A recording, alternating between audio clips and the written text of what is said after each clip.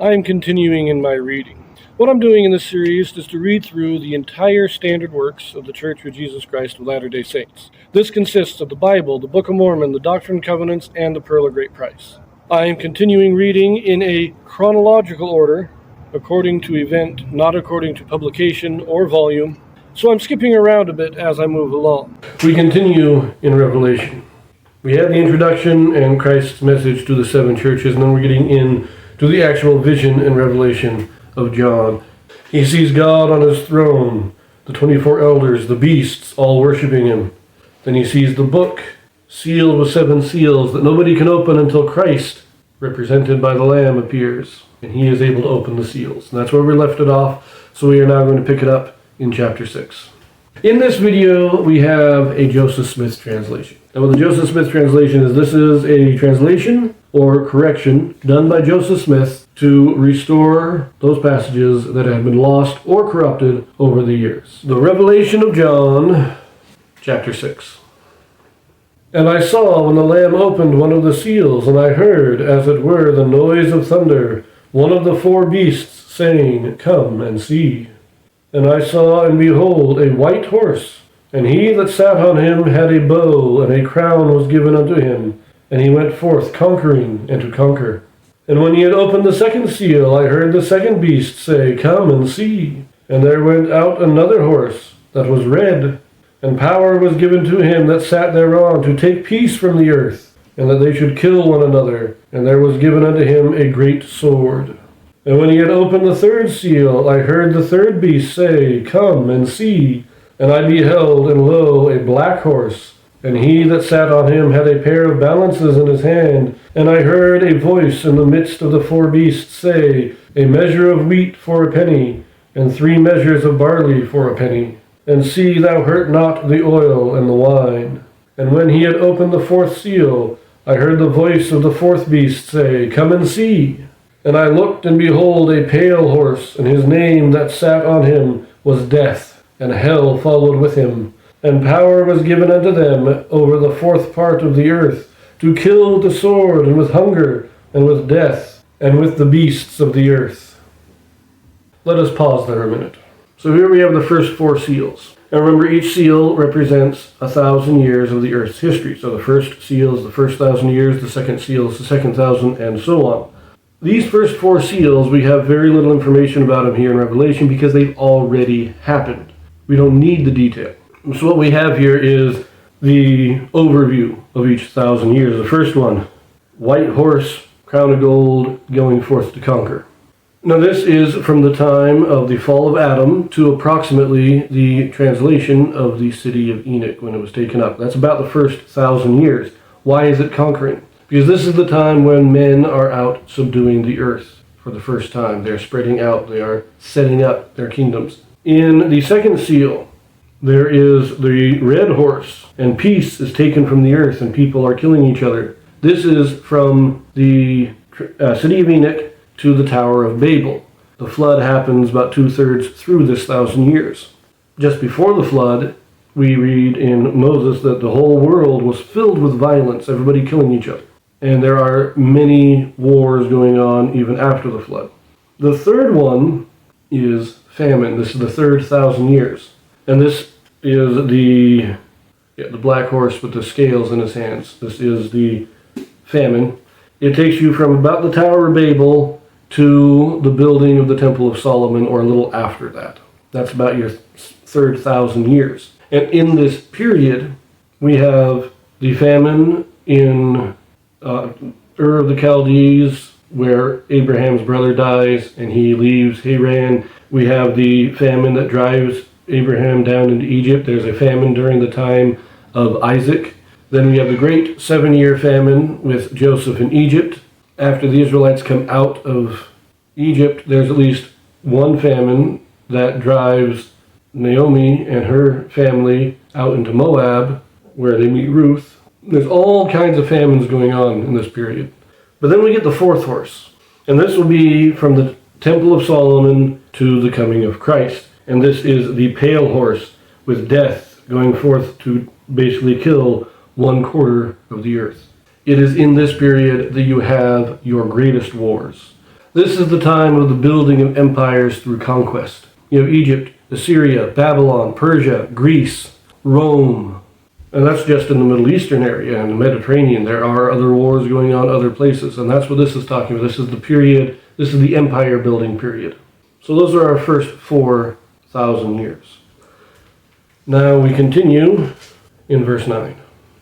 And when he had opened the fifth seal, I saw under the altar the souls of them that were slain for the word of God and for the testimony which they held. And they cried with a loud voice, saying, How long, O Lord, holy and true, dost thou not judge and avenge our blood on them that dwell on the earth? And white robes were given unto every one of them, and it was said unto them that they should rest yet for a little season, until their fellow servants also and their brethren that should be killed as they were should be fulfilled. So the fifth seal is symbolized most specifically with the Christian persecutions and Christian martyrs, those slain for the word of God.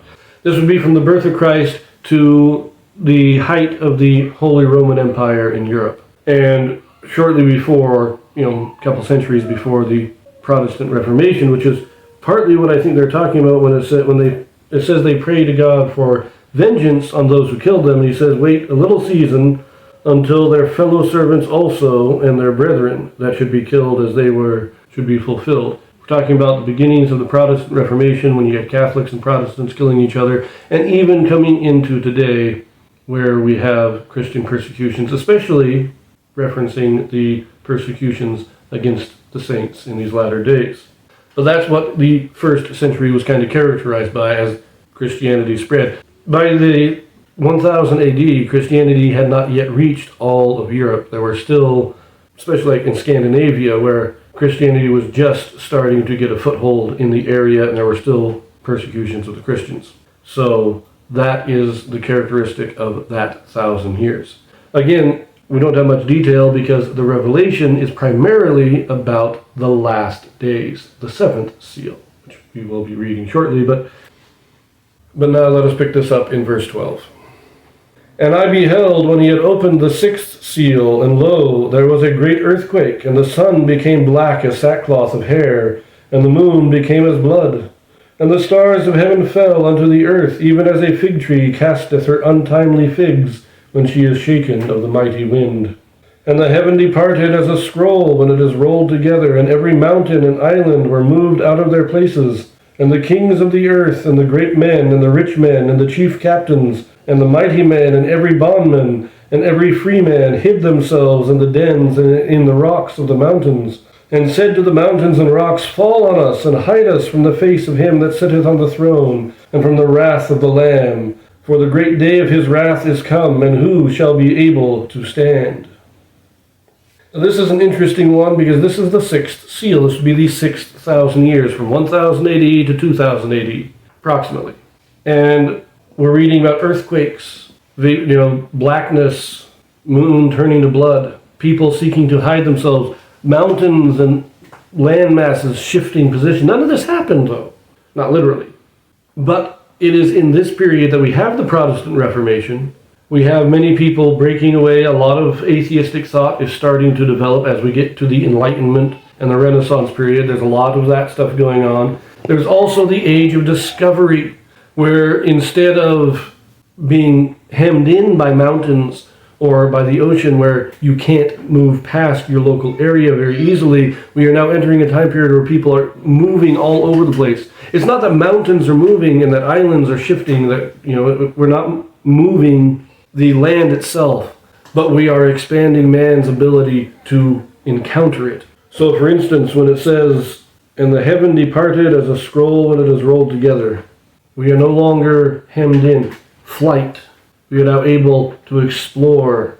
We are able to, even the sailing on the ocean, where there's no visible landmark, using the stars to guide you across oceans.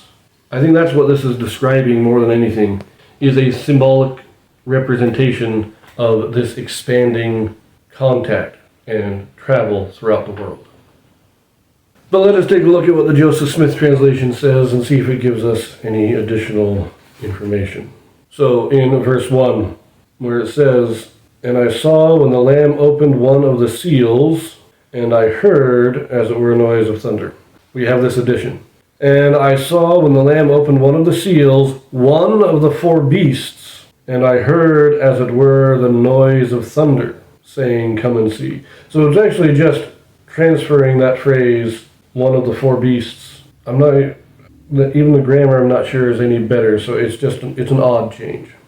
In verse 6, near the end there, where it says, "And see thou hurt not the oil and the wine," we have the correction, "and hurt not thou the oil and the wine." Minor grammatical correction. But in verse 14, we do have this. In the King James it said, "And the heaven departed as a scroll when it is rolled together, and every mountain and island were moved out of their places." We have this correction. "And the heavens opened as a scroll is opened when it is rolled together, and every mountain and island was moved out of its place." So that does make it sound much more like a spiritual thing. The heavens are opened. This is the beginning, the Protestant Reformation. We have, once again, we're coming out of the Dark Ages. The great apostasy has held people in sway for 1,000 years. Now it is during this period, this sixth seal, that the heavens are once again opened. And we get the Protestant Reformation, Martin Luther, John Calvin, Christopher Columbus. The inspiration of God is once again here, and we later get the actual restoration of the gospel. So this is what we have here in the sixth seal. The heavens are being opened again, and men are able to travel more. And so the islands and the mountains are being moved out of their place. Not the physical land, but the people are spreading out more. That's how I see these verses. That's what I think they are describing. But I'm going to leave it there, and I will see you in chapter 7.